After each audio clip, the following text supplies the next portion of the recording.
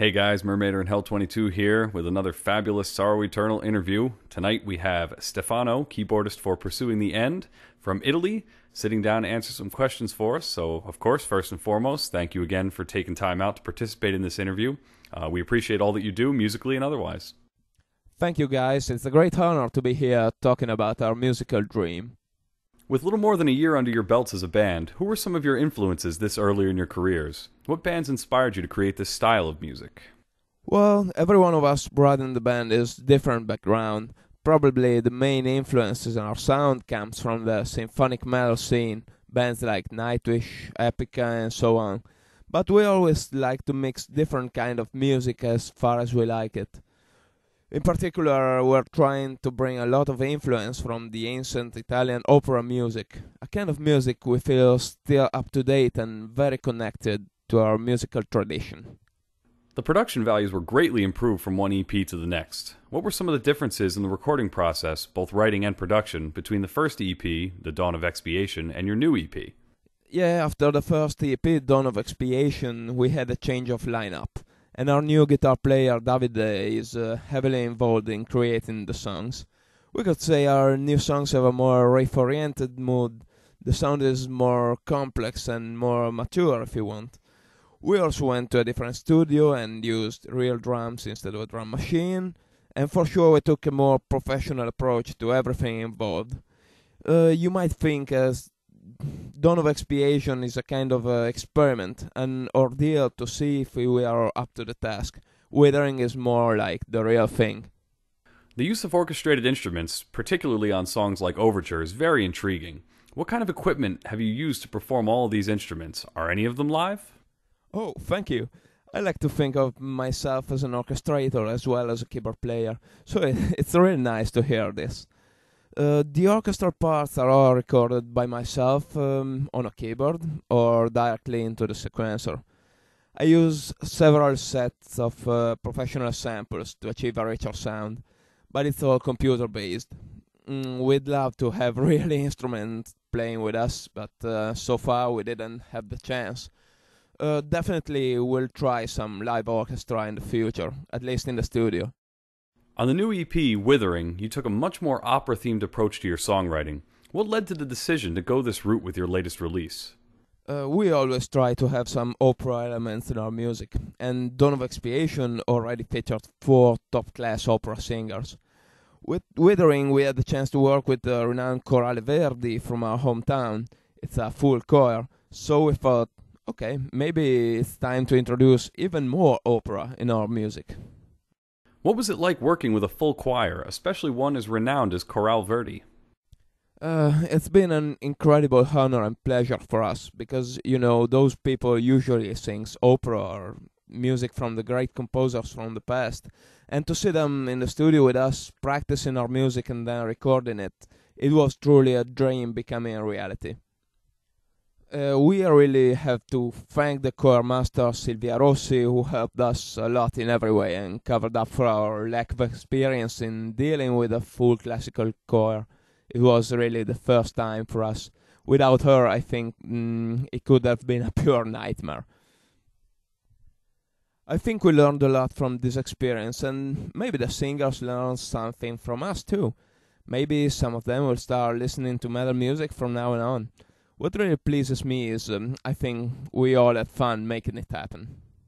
Now that the groundwork has been laid, will your next effort follow a similar path? Can we expect to see any of these songs appearing on a full-length effort in the near future?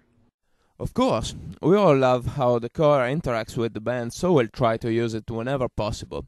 The 2 songs of Withering will surely appear in the next album, probably with some minor changes. I don't know about Overture, maybe we'll write something better. And for sure we'll try something completely new. The experience we gain with Withering will help us a lot with the new songs, so you can see this EP as a preparation for the album. When can we expect Withering to be released to the masses, and where should your fans go to get it?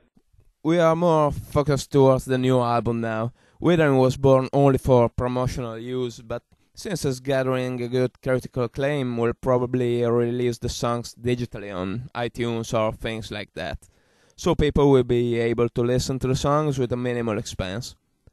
The band has really been built from the ground up, starting from the very bottom as a new entry into the metal scene. What is it like being an up-and-coming metal band in Italy right now? How have your countrymen received you?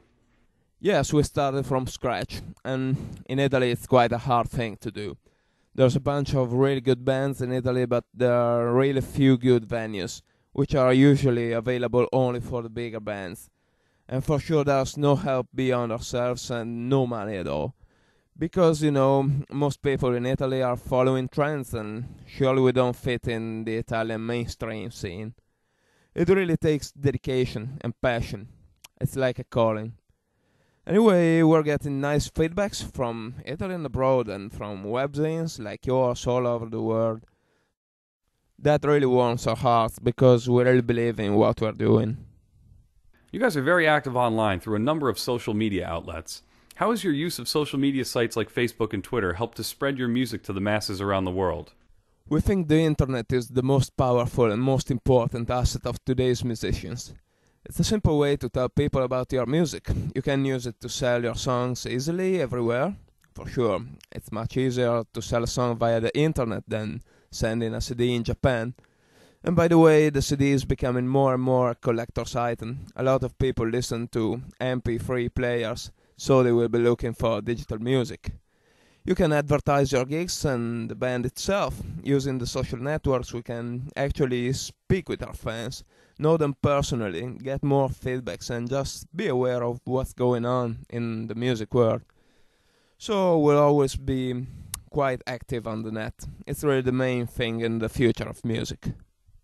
With actress and singer Ottavia Fusco signed on for the next album, as well as various other projects, what can we expect from future endeavors by pursuing the end? What do you think the future holds? The full-length album is our top priority now. We're in the process of writing the new songs and we're planning to be back in the studio in 2012. I can't be more specific because it will depend on a lot of things, including labels' reaction to our EP. For sure there will be more experiments, and the chance to work with Ottavia Fusco is a great honor for us. Not only because of her astounding career, but also because it's another way to bring metal music out of its borders. She will sing together with us on a song, or even more, who knows. But the cooperation will not be only musical. We are now planning our first official video clip for the song Withering. It is scheduled for this spring and will feature Ottavia as the main character. It's still quite works in progress, so I cannot reveal that much about it. We'll keep you posted. We thank you again for your time, and we're looking forward to hearing what comes next. You're really welcome, and congratulations to all of you at Sauro Eternal for the great job you're doing. So, for everyone wishing to know us better, check out our pages at Facebook, Reverb, Twitter, MySpace, and so on, including our official website coming soon online. I guess there's nothing else to say, so keep it up and stay metal.